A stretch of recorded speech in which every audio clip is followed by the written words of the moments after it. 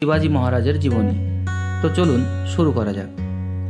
শিবাজি ভোসলে বা ছত্রপতি শিবাজির জন্ম হয় 1627 সালে পুনে জেলার জুনার শহরের শিবনেরি গিরিদুর্গে। শিবাজির জন্মদিবস নিয়ে নানা মতান্তর থাকলেও মহারাষ্ট্র সরকার 19 ফেব্রুয়ারি 1630 সালকে শিবাজির জন্মদিবস হিসাবে স্বীকৃতি দিয়েছেন। শিবাজির মাতা জিজাবাই ভগবান শিবের নামে পুত্রের নাম রাখেন শিবাজি। শিবাজির পিতা শাহজি ভোসলে ছিলেন একজন মারাঠা সেনাপতি, যিনি দক্ষিণ ভারতের সুলতানি সাম্রাজ্যের অধীনে কাজ করতেন।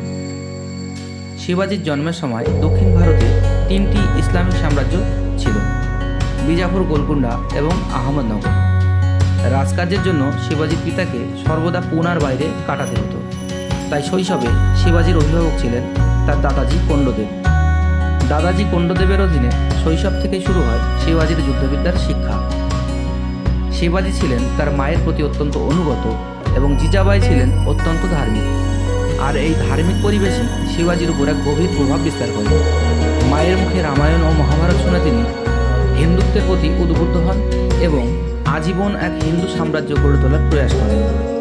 এই সময় শিবাজির পিতা শাহজি দ্বিতীয় বিবাহ করেন এবং দ্বিতীয় স্ত্রী তুকাবাইকে নিয়ে আদিল শাহের সঙ্গে সৈন্য অভিযানে বেরিয়ে পড়েন। দাদাজি কোন্ডদেবের অধীনে এই সময় শিবাজি যুদ্ধের নানা রকম কলাকৌশল রপ্ত করতে থাকেন। শৈশব থেকেই শিবাজি ছিলেন যোদ্ধা প্রকৃতির, যার কারণে তাকে শুধুমাত্র যুদ্ধবিদ্যার প্রশিক্ষণ দেওয়া হয় এবং তিনি লিখতে পড়তে পারতেন না। শিবাজি মাউলি নামে এক দুর্ধর্ষ পার্বত্য উপজাতিকে নিয়ে এক শক্তিশালী সেনাদল গঠন করেন। 1645 সালে মাত্র 15 বছর বয়সে শিবাজি মাউলি যোদ্ধাদের নিয়ে অতর্কিতে বিজাপুর আক্রমণ করেন এবং তোরানা দুর্গটি অধিকার করেন। এই সময় আদিল শাহ তোরানা দুর্গ পুনরুদ্ধারের জন্য শিবাজির পিতা শাহজি ভোসলেকে বন্দী করেন।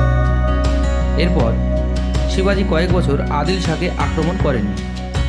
পিতার মৃত্যুর পর শিবাজি 1656 সালে প্রতিবেশী মারাঠা রাজ্য জাউলি অধিকার করেন। এই সময় শিবাজিকে দমন করার জন্য আদিল শাহ তার একজন শক্তিশালী সেনাপতি আফজল খাঁকে প্রেরণ করেন।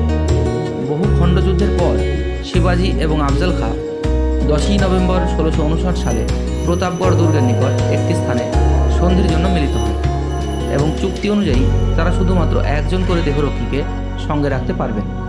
কিন্তু শিবাজি জানতেন আফজল খাঁ অত্যন্ত ধুরন্ধর এবং শক্তিশালী, তাই তিনি পোশাকের মধ্যে বর্ম পরিধান করেন এবং সঙ্গে নিয়ে যান একটি বাগনর। তথ্য অনুসারে দুজনের কেউ একজন আগে আক্রমণ করেন। মারাঠা ইতিহাসে আফজল খাঁকে বিশ্বাসঘাতক বলা হয়, আবার পার্সি ইতিহাসে শিবাজিকে বিশ্বাসঘাতক বলা হয়।